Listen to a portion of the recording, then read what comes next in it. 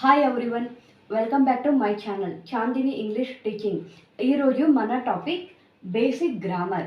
ఈ basic grammar actually స్టూడెంట్స్కి అయితే చాలా యూజ్ అవుతుంది. ఎందుకంటే వాళ్ళు రాసే ప్రతి ఒక్క ఎగ్జామ్స్లో, ఇంగ్లీష్ ఎగ్జామ్స్లో 25 మార్క్స్కి గ్రామర్కి సంబంధించిన క్వశ్చన్సే అడుగుతారు. సో అలాంటి స్టూడెంట్స్ వాళ్ళకైతే ఈ గ్రామర్ చాలా యూస్ఫుల్ అవుతుంది. సో అవి ఏంటి అనేది మనం ఈ వీడియోలో అయితే చూసేద్దాము.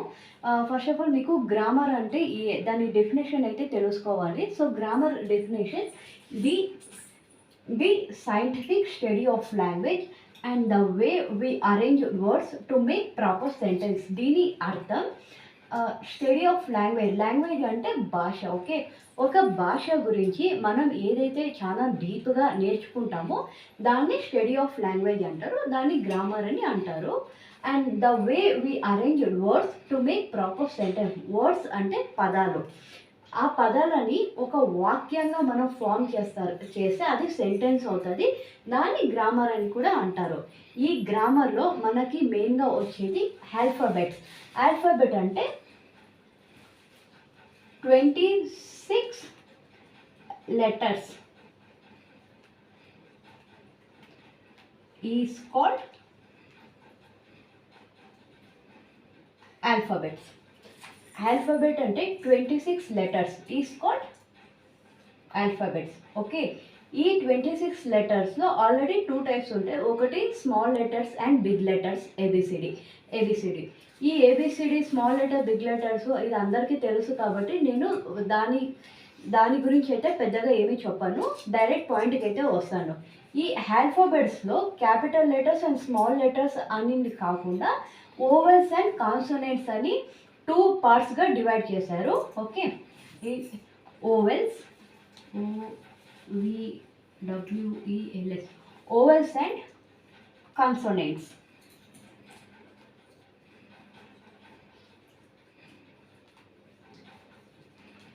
ఈ ఆల్ఫాబెట్స్లో 2 టైప్స్ ఆఫ్ ఏబిసిడి ఉన్నాయి. ఒకటి small letters and big letters. And ఆల్ఫాబెట్స్లో కూడా 2 టైప్స్ ఆఫ్ లెటర్స్ని డివైడ్ చేశారు. ఒకటి ఓవెల్స్, మరొకటి కాన్సోనెంట్స్.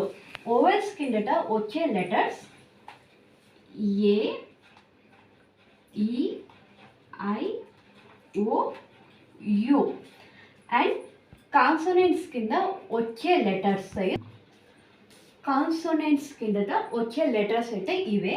ఇక్కడ 5 లెటర్స్ ఓవెల్స్ కిందతో తీసుకున్నారు, రిమైనింగ్ లెటర్స్ని కాన్సోనెంట్స్ కిందతో తీసుకున్నారు. అవి ఏంటి అంటే B, C, D, F, G, H, J, K, L, M, N, P, Q, R, S, T, V, W, Y, X. And Y ఒకటి ఉంటుంది కదా, వై గురించి నేను తర్వాత చెప్తున్నా. ఫస్ట్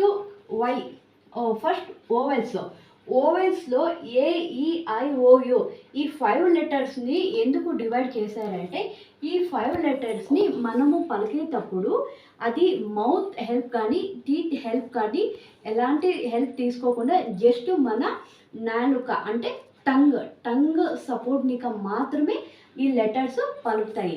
కొన్ని సౌండ్ పట్టి ఈ లెటర్స్ని డివైడ్ చేశారు. సో నేను ఒకసారి మీకు పలికి చూపిస్తాను, మీరే అబ్జర్వ్ చేయండి, మీరు కూడా ఒకసారి ట్రై చేయండి.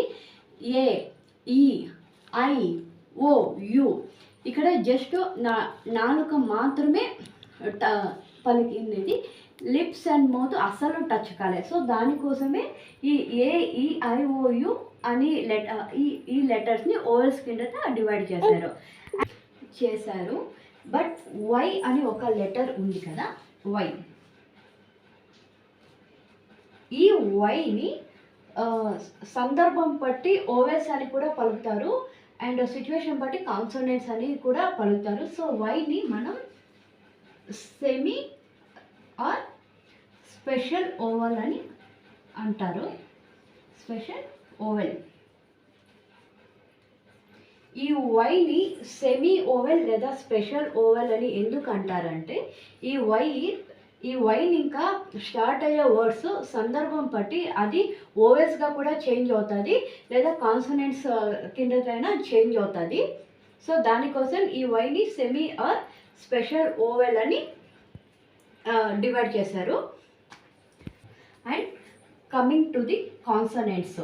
ఈ కాన్సోనెంట్స్లో రిమైనింగ్ లెటర్స్ అయితే తీసుకున్నారు. అవి ఏంటి అంటే B, C, D, F, G, H, J, K, L, M, N, P, Q, R, S, T, V, W, X, why.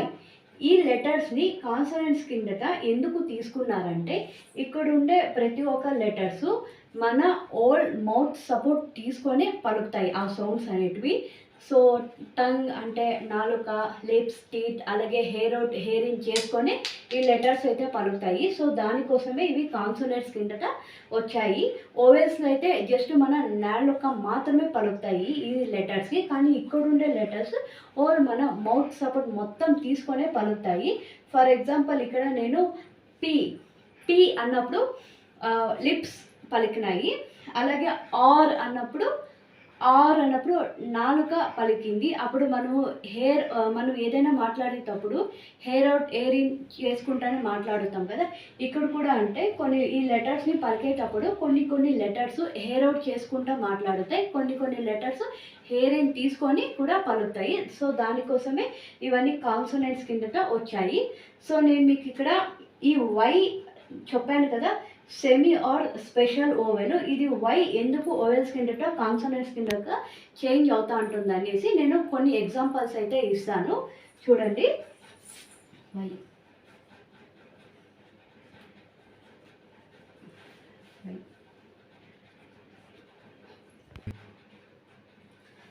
So వైకి అయితే నేను కొన్ని ఎగ్జాంపుల్స్ అయితే ఇచ్చాను.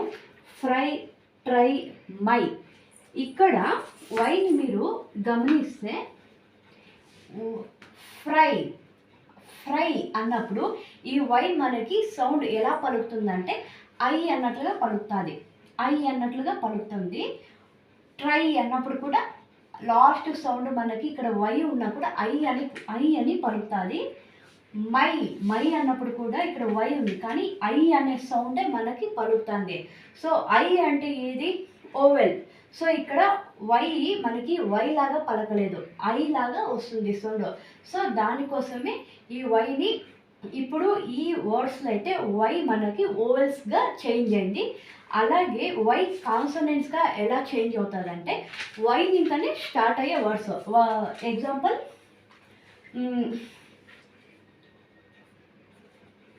Yellow, Y for yak, Y for yak. YELLOW yellow, YAK yak. ఇక్కడ Y అనేది yeah అనే పలుకుతుంది. ఇది ఇక్కడ ఎలాంటి ఐఈ అనేది మనకి సౌండ్ రాలేదు. నార్మల్గానే వై అనేది వై లాగానే పలుకుతుంది. సో దానికోసం ఇప్పుడు ఈ వై మనకి కాన్సోనెంట్స్గా చేంజ్ ఉంది. సో ఇలాగే ఈ వై అనే ఈ లెటరు ఒక్కొక్కసారి సందర్భం పట్టి అంటే సిచ్యువేషన్ పట్టి ఆ వర్డ్స్ మీద ఒక్కొక్కసారి ఓవెల్స్గా లేకుంటే కాన్సోనెంట్స్గా చేంజ్ అవుతూ ఉంటాయి. సో దానికోసం వైని ఈ గ్రామర్లో సెమీ ఓవెల్ అంటారు, లేకుంటే స్పెషల్ ఓవెల్ అని కూడా అంటారు. మీకు ఇప్పుడు ఈ వీడియోలో గ్రామర్ అంటే ఏంటని దాని డెఫినేషన్ అయితే తెలుసుకున్నారు. అలాగే ఆల్ఫాబెట్స్ అంటే ఏదని మీరు క్లియర్గా తెలుసుకున్నారు. ఆల్ఫాబెట్ అంటే మీరు జస్ట్ ఏబిసిడి అని తెలుసుకుంటారు, కానీ ఆ ఆల్ఫాబెట్స్ కూడా చాలా డీప్ మీనింగ్, డెఫినేషన్ అన్నీ ఉన్నాయి. అవి అంటే 26 లెటర్స్లో 2 టైప్స్ ఆఫ్ 26 లెటర్స్ ఉన్నాయి. అవి capital letters, big letters, A B C D అంటాం కదా, అవే బిగ్ ఏబిసిడి, స్మాల్ ఏబిసిడి అంటాం కదా, అవే 2 టైప్స్ ఆల్ఫాబెట్స్. ఆ 2 టైప్స్ ఆల్ఫాబెట్స్లో కూడా మరీ 2 టైప్స్ డివైడ్ చేశారంటే అవి ఓవెల్స్, కాన్సోనెంట్స్. ఇందాక దీని అర్థం అయితే దీని మొత్తం మీనింగ్ ఏదైతే చెప్పానో అండ్ ఇవి ఎందుకు ఇలా 2 టైప్స్గా పార్ట్స్ చేశారని కూడా చెప్పాను. ఈ ఆల్ఫాబెట్స్ గురించి అలాగే ఈ ఓవెల్స్, కాన్సోనెంట్స్ గురించి స్టూడెంట్స్కి అయితే చాలా యూజ్ అవుతుంది. అది బిగినర్స్ ఇంగ్లీష్ నేర్చుకోవాలనుకుంటున్నారు కదా, ఆ బిగినర్స్కి అయితే ఇంకా యూస్ఫుల్ అవుతుందని నా ఉద్దేశము. అండ్ ఈ టాపిక్ అయితే మీకు చాలా క్లియర్గా అర్థమైందని అనుకుంటున్నాను. నెక్స్ట్ టాపిక్కి వెళ్దాం ఇప్పుడు. ఓకే, సో ఇందాక మనము గ్రామర్ డెఫినేషన్ నేర్చుకున్నాము, ఆల్ఫాబెట్ నేర్చుకున్నాము, అందులో వచ్చే ఓవెల్స్, కాన్సోనెంట్స్ అయితే నేర్చుకున్నాము. అండ్ నెక్స్ట్ నేను నేర్పించేది ఏంటంటే ఈ బేసిక్ గ్రామర్లోనే ఇంకా ఏమొస్తాయంటే ఫస్ట్ పాయింట్ లెటర్స్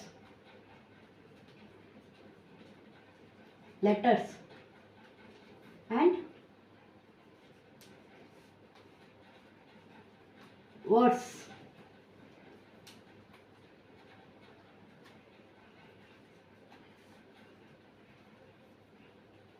సెంటెన్స్. ఈ బేసిక్ గ్రామర్లోనే letters, words, sentence and also language కూడా వస్తుంది.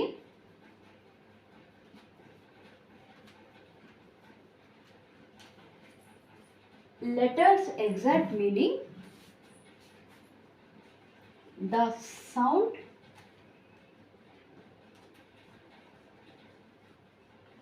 which gives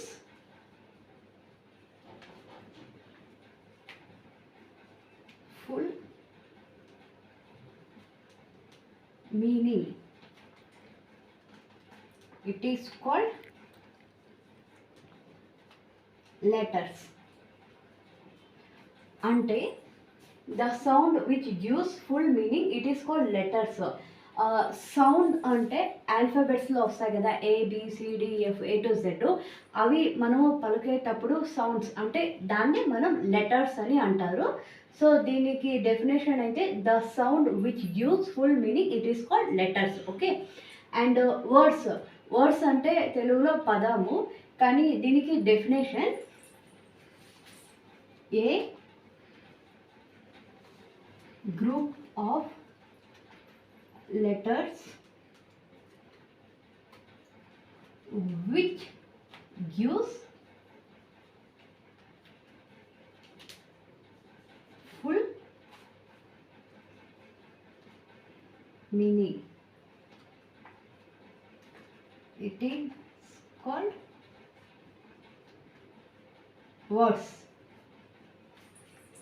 వర్డ్స్ అంటే తెలుగులో పదం అని, కానీ ఇంగ్లీష్లో వర్డ్స్కి definition a group of letters which gives full meaning it is called words. Words form కావాలి అంటే ఫస్ట్ లెటర్స్ ఉంటాయి కదా, ABCD ఆల్ఫాబెట్స్ లెటర్స్. ఆ 26 లెటర్స్లో ఒక్కొక్క లెటర్ని తీసుకుంటే మాత్రమే మనకి ఒక వర్డ్ అనేది ఫామ్ అవుతాయి. ఒక్కొక్క అక్షరాలని మనము తీసుకొని దాన్ని గుంపులాగా చేస్తేనే ఒక పదం అనేది మనకి ఫామ్ అవుతుంది. సో దీనికి ఒక ఎగ్జాంపుల్ అయితే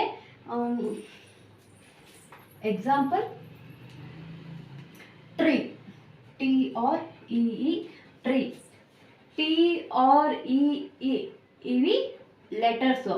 ఈ లెటర్స్ అంతా ఇప్పుడు ఒక గుంపులాగా ఉంది. గుంపులాగా ఉన్న తర్వాత గుంపులాగా ఫామ్ అయింది.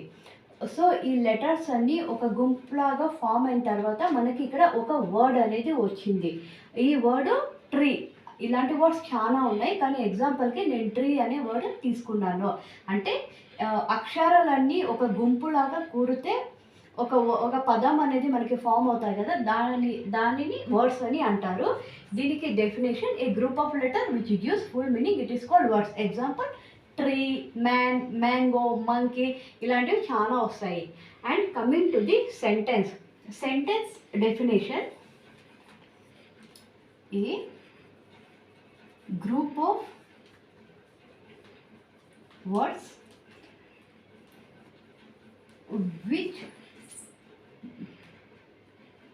which makes full meaning it is called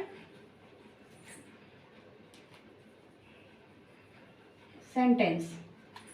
Sentence definition a group of words which makes full meaning it is called sentence. అంటే ఇప్పుడు ఆల్ఫాబెట్స్ ఉంటేనే మనకి లెటర్స్ వస్తాయి, లెటర్స్ ఉంటేనే వర్డ్స్ ఫామ్ అవుతుంది. అలాగే వర్డ్స్ ఉంటేనే మనకి సెంటెన్స్ కూడా ఫామ్ అయ్యేది. ఇక్కడ మీనింగ్ ఏమొస్తుందంటే, ఇక్కడ నేను చెప్పాను లెటర్స్ అని గుంపులాగా కూడితే అది ఒక పదంగా ఫామ్ అవుతుంది, దాన్ని వర్డ్స్ అని అంటాము. అలాగే ఇక్కడ ఈ పదాలు ఉన్నాయి కదా, అంటే వర్డ్స్, ఈ వర్డ్స్ అని ఒకే వాక్యంగా గుంపులాగా కూడితే అది సెంటెన్స్ అవుతుంది, అంటే వాక్యం తెలుగులో. దీనికి ఎగ్జాంపుల్ అయితే రామ. Rama is playing. ఇది సింగిల్గా డివైడ్ చేస్తే సింగిల్గా వర్డ్ అవుతుంది. అదే దీన్ని ఈ వర్డ్స్ అనేది ఒకే గుంపులాగా ఫామ్ అవుతే ఒక సెంటెన్స్ అవుతుంది. Rama is playing. ఈ వాక్యం ఏదైతే వచ్చిందో దాన్ని సెంటెన్స్ అంటారు. ఈ సెంటెన్స్కి ఎగ్జాక్ట్ డెఫినేషన్ అయితే ఇంగ్లీష్లో a group of words which makes full meaning, it is called sentence. Okay, and coming to the last point, language. Language అంటే భాష, కానీ దీన్ని గ్రామర్లో టూల్ ఆఫ్ కమ్యూనికేషన్ అంటారు. Tool of communication. Tool of communication దాని meaning ఒక వ్యక్తి ఇంకో వ్యక్తితో ఏదైతే మాట్లాడుతూ ఉంటాడో ఆ మాట్లాడేదానని కమ్యూనికేషన్ అని అంటారు. అది ఎనీ లాంగ్వేజెస్ కావచ్చు. సో దీనికి ఈ లాంగ్వేజ్కి డెఫినేషన్ అయితే టూల్ ఆఫ్ కమ్యూనికేషన్. సో ఈ వీడియోలో మీరు బేసిక్ గ్రామర్ గురించి కొన్ని ఐడియాస్ అయితే మీకు వచ్చాయి. ఈ గ్రామర్ ఇంతే కాదు, ఇంకా చాలా ఉన్నాయి. Like parts of speech, figure of speech, direct indirect speech, letter writing, ఇలాంటివి చాలా ఉన్నాయి గ్రామర్లో. అవన్నీ నా నెక్స్ట్ అప్కమింగ్ వీడియోలో అయితే మీకు చేసి చూపిస్తాను. అండ్ ఆ వీడియోస్ కనుక మీరు మిస్ కాకుండా చూడాలనుకుంటే నా ఛానల్ని మీరు ఇప్పుడే సబ్స్క్రైబ్ చేయండి. అలాగే నా ఎక్స్ప్లెనేషన్ మీకు నచ్చింటే లైక్ చేయండి, షేర్ చేయండి, కామెంట్ చేయండి. And thank you so much for giving your time and support. Thank you.